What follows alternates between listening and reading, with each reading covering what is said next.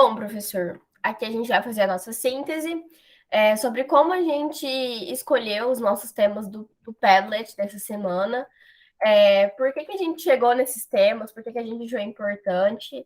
Então, a gente vai focar mais nas capitanias hereditárias, porque como o tema vem lá do feudalismo, descobrimento do Brasil, né, as capitanias hereditárias, as leis de terras lá em 1850, a gente resolveu aprofundar mais nas capitanias hereditárias, porque a gente entender como surgiu essas capitanias hereditárias faz com que a gente entenda muitas coisas que acontecem hoje, que derivam de hoje.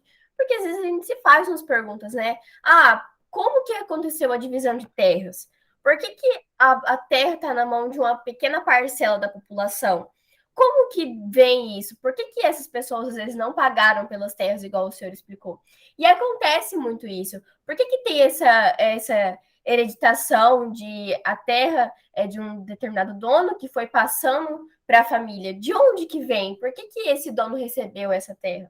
Então, a gente aprofundando nesse tema as capitanias hereditárias, a gente consegue ter uma explicação para tudo isso, né?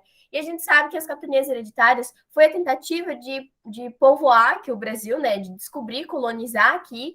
E dentro desse tema, como ele é bem profundo, a gente acha algumas características neles, por exemplo, as sesmarias, que a gente vai explicar aqui também.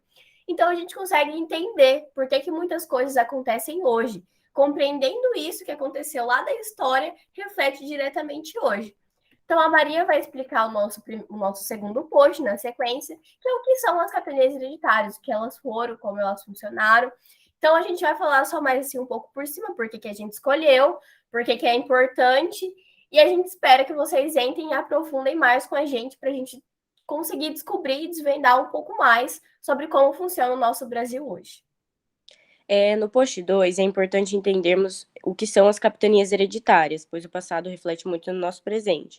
Então, para compreender melhor, separamos um mapa mental que faz um resumo do que foram essas capitanias.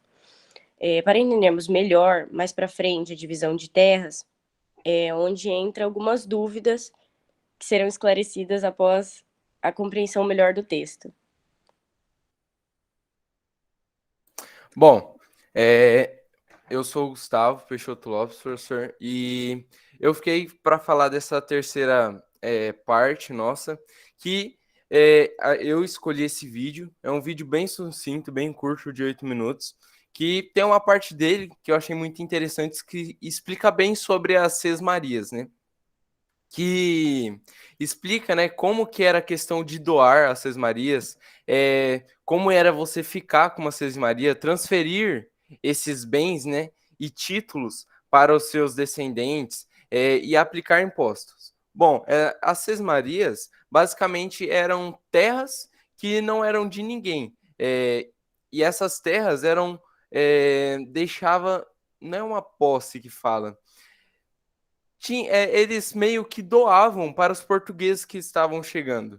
E esses portugueses que chegavam e ficavam com essas terras eram chamados de sesmeiro, que eles tinham, né, um prazo de 5 anos para poder explorar aquelas terras, né? E é isso aí. Agora o João vai falar da última parte. Bom, professor, o quarto post aqui, a gente separou umas curiosidades sobre as capitanias hereditárias.